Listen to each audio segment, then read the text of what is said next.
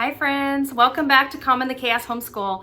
My name is Davine and today I'm going to be talking about our group subjects or family subjects for my 4 kids ages 9, 10, 10, and 13. So they're technically in 3rd grade, 4th grade, 5th grade, and 6th grade.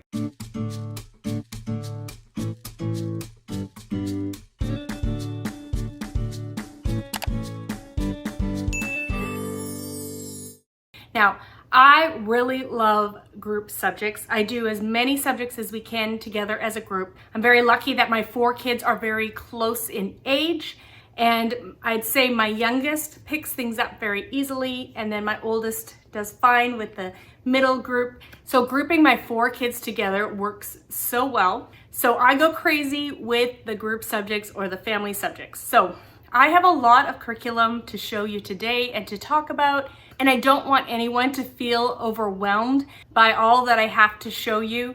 You don't have to do things the way that I do things. We like a lot of variety and a lot of different things in our homeschool. So we don't finish the curriculum within a year generally because we have so much. Also, we generally reserve about 45 minutes to an hour a day for our group subjects, and we go through a loop. So we are not doing each of these every day. I just have a system or a loop that I go through when it's group subject time, so I know what I'm teaching next. And I really enjoy counting out the lessons and lining things up and just trying to make things be cohesive within all our different curriculum. So that's something I enjoy. So don't let what I'm doing overwhelm you if that's not something that you love. So I use something like this. I type this up on the computer. So basically I have history, my father's world, geography, history, my father's world, science, history, my father's world, geography. And you'll notice that my Noeo science is not in here because if you go and watch my video, I'll link it here.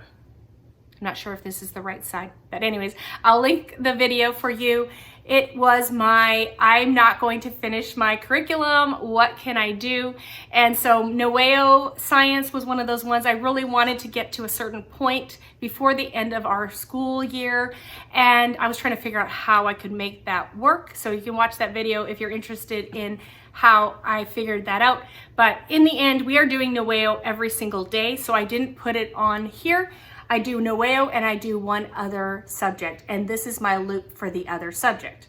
So before I get too much into the curriculum, I want to let you know that I always have as best a description below as I can. I will have chapter breaks for you, so if you want to skip to a different subject or you want to see a different part, or if you want to come back and you're trying to find where I talked about a certain thing, I will have chapters below as well as links to as many of the resources as I can that I talk about. Some of those links will be affiliate links, just so you are aware of that. And so let me just show you what we have here in our group subjects. I have all the curriculum sitting around me, so if I'm looking down and grabbing things, that is why. So let's get into what we're using and how it's working for us.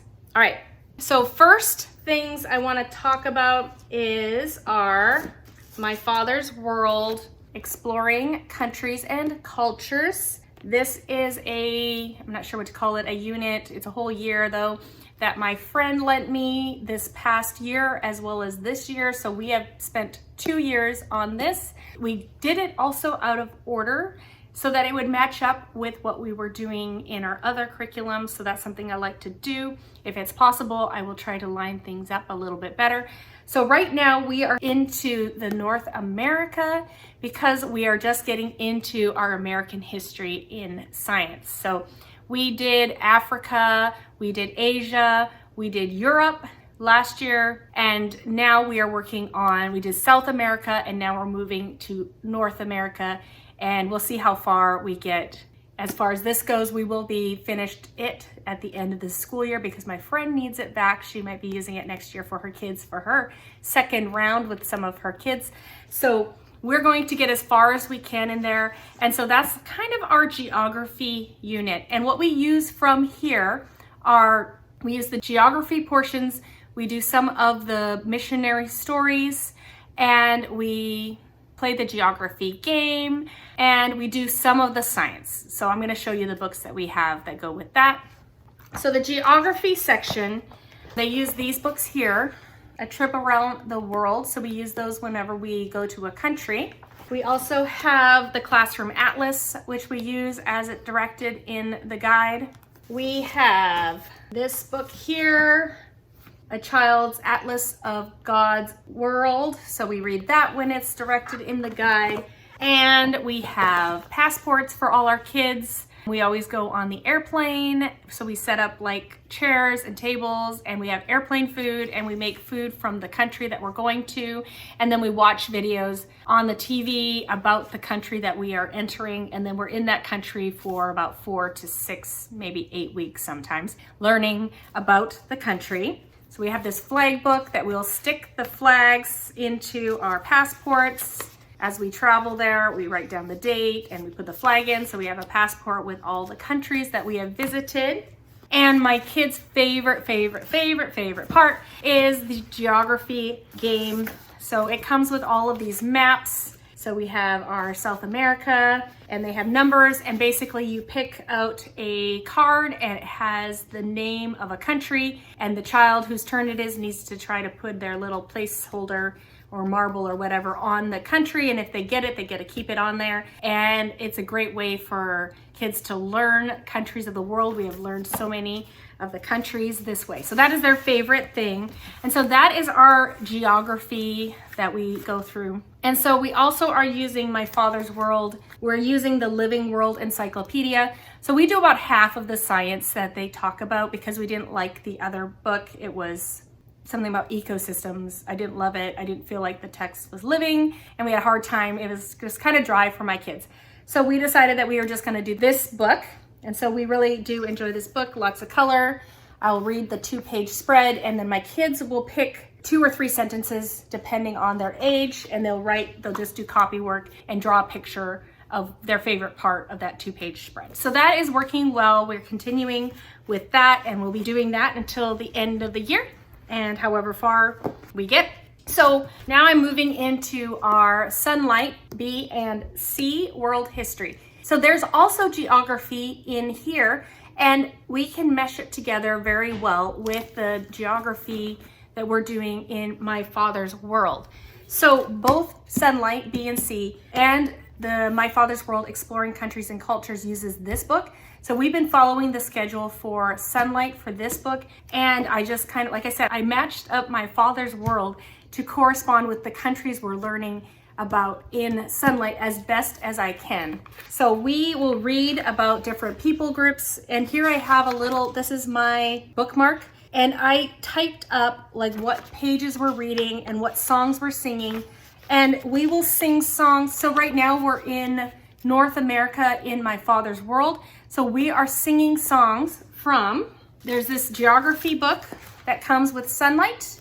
And so it has songs that sing, so we can sing about the countries and learn the countries through song. So we'll be singing the songs that help us learn the country names, and then we play the game, the country game, in our My Father's World. So those match up and pair up very well. And so another one we have is we sing around the world, and I believe this actually is with My Father's World. So that goes with My Father's World. That should have been there. And so that has songs, and it has a CD that we can listen. So we sing the songs of the country that we are currently visiting. And then for Sonlight, we do some of the Bible sometimes. So we follow the Bible readings depending on what we're doing. So like I said, if you watched my independent studies video that I just put up last week, I will link that above as well. If you want to watch that one, I talked about what we were doing in Bible. We stopped doing Sonlight for a while. We started doing my 24 family ways, and now we're back to reading the Sonlight passages. So we're just going through at our own pace. And the great thing about those is all the memory verses come They have a CD that has all the songs for the memory verses. So my kids really like that. It really helps them to memorize the verses more easily. So we have been going back to that now. So we're back to Sonlight. We're back to memorizing the verses from the CD that came with Sonlight B and C. And so Sonlight, we have been reading a lot through here, the Usborne Encyclopedia of World History, and they actually have, so this one has like 4 books within one, so the Sonlight version is actually a lot shorter, but we've been using this one to read through history, and we're pretty much almost done our Sonlight B and C. So along with that, right now we're reading the 21 balloons, and so far chapter 1 and 2, I'm really enjoying this. Might be getting a little technical for my kids in the chapter 2, so we'll see how that goes, but that's kind of fun. It's about exploration and about a man who is traveling around the world. Well, he tried to get across the Pacific Ocean in a balloon, and he ended up in the Atlantic Ocean 3 weeks later, stranded, and they're waiting to hear his story on what happened and his adventures and how he ended up in the totally wrong ocean. So we do that. I forgot to even bring out the story of the world. We listen to the audiobooks of the story of the world, and that corresponds with our Sonlight. So we are listening to right now, we have actually finished it, the Story of the World Volume 2, so medieval times. We listen to that in the car, and we just listen to it whenever I feel like I want to listen to a few chapters of it, and we just do that in the car. It pairs very nicely with our Sonlight, and it just gives I think the mental images to go along with our reading, and it just ties everything together. So we really enjoy the audiobook for the Story of the World. It's been working really well, pairing that as well. So if you think that that is maybe too much geography and history, apparently that's not enough for me. So I went out and purchased Beautiful Feet, Early American History. So we have just started this Beautiful Feet, Early American History here and there a little bit. I kind of insert the sections from Beautiful Feet into our Sonlight wherever it makes sense. So we were learning about, so let me just get that out. So here's the guide for Early American History, and I just got the primary version. I really wanted the Dallaire books, and it comes with a whole bunch of Dallaire books. So I really wanted those, and so I purchased the primary, even though my kids are more in the intermediate level. Primary has worked great so far. Nothing is too immature, so this works well for us. So in Early American History, it starts off with the Vikings. You probably can't see this, but it starts off with the Vikings. So when we got to that point in history, what I did was I stopped the Sonlight and I went and did the Beautiful Feet lessons. So there are a few lessons about the Vikings. So we did that and we read the book and did that. And then we got to Indigenous People of North America, which is kind of where we're at now. So we stopped Sonlight and we went into Beautiful Feet. So we've been reading The Discovery of the Americas, which basically goes from early on natives and how people might have come to North America back in the day, and then comes to the explorers. So that's where we are in Sonlight. So I just inserted these picture books and stories just to bring things to life a little bit more. So we read that.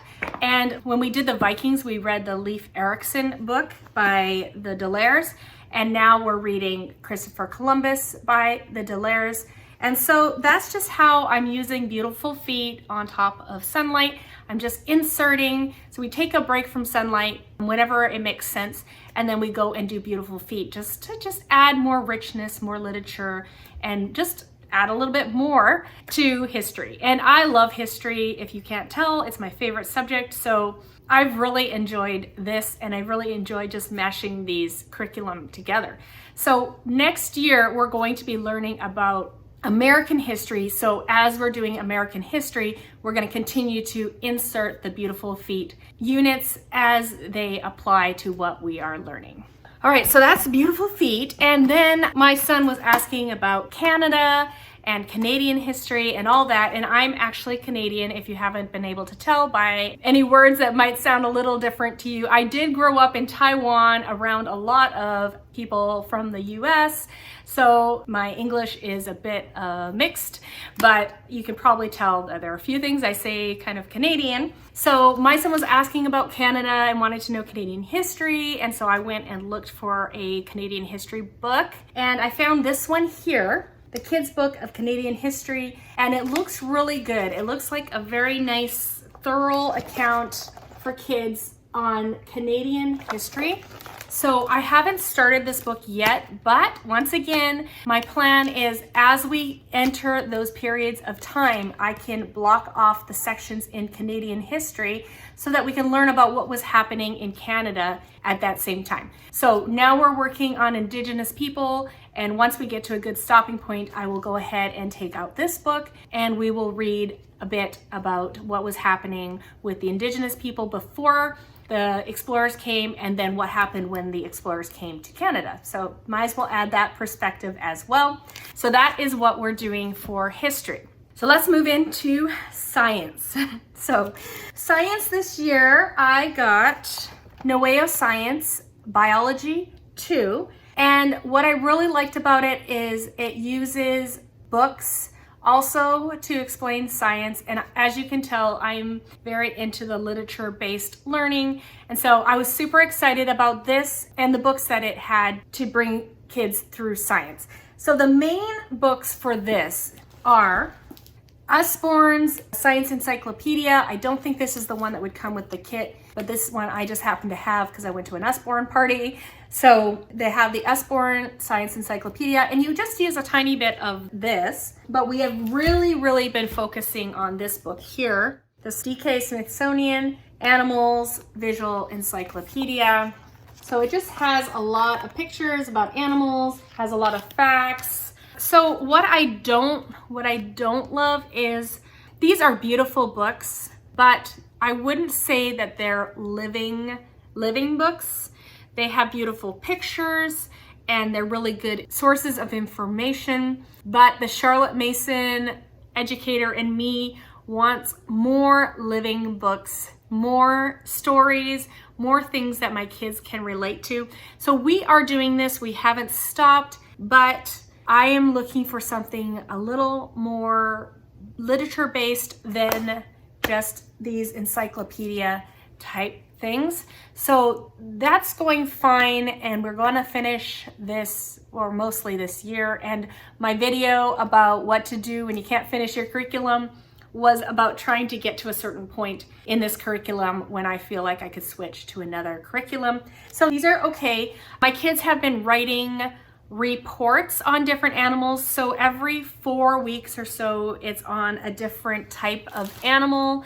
And so I've been having them write reports. So we have this book here. I need to get a cover for it. I need my daughter to make a cover for it. So we studied invertebrates. And so I had my kids choose an animal to write a report about. And then we would get the picture and we put it in there. So we have invertebrates, and then we have, let's see, birds and sea creatures is next. So my kids are going to be choosing either a sea creature or a bird, and they're going to be writing a report about it. And they would have you write a report once a week. I am doing a report once a month for my kids because we have other things that we're doing. So they're just doing a report once a week. And what we have really enjoyed that we just did this past few weeks are the science kits that come with the Noeo Science curriculum. So these are the Young Scientist kits. So you could purchase these, I believe, on your own. So it comes with this package, and it comes with a bunch of the things that you need. And this kit itself had like 6 experiments. This was about eggs. So we did a bunch of experiments over 3 days. And my kids have really enjoyed that. And I have not minded doing this because most of the materials were here for me, and we're not doing experiments all the time. So I did enjoy that. At the beginning of the year, we were using microscopes and things like that. So my kids really enjoyed that as well, using the microscope to look at different things. So that was also in the Noeo Science. So overall, we have enjoyed science this year. I'm just looking for maybe more literature, more picture books, more things like that to have more of a story behind the science. So I think I found the curriculum, pretty sure I found the curriculum that I want to use for next year. So if you're interested in hearing that, you'll want to hear my curriculum reveals and stick around for that. So that is my summary of our group subjects for this term 2, and how things are going so far.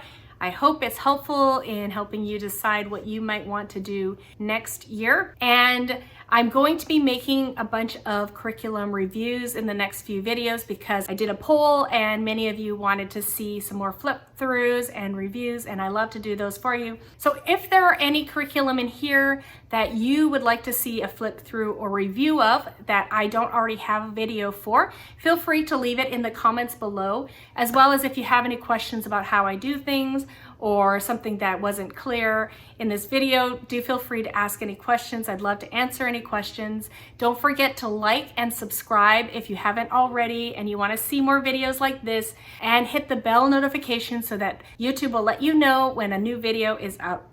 If you haven't already joined my Facebook group, I would love to invite you to join.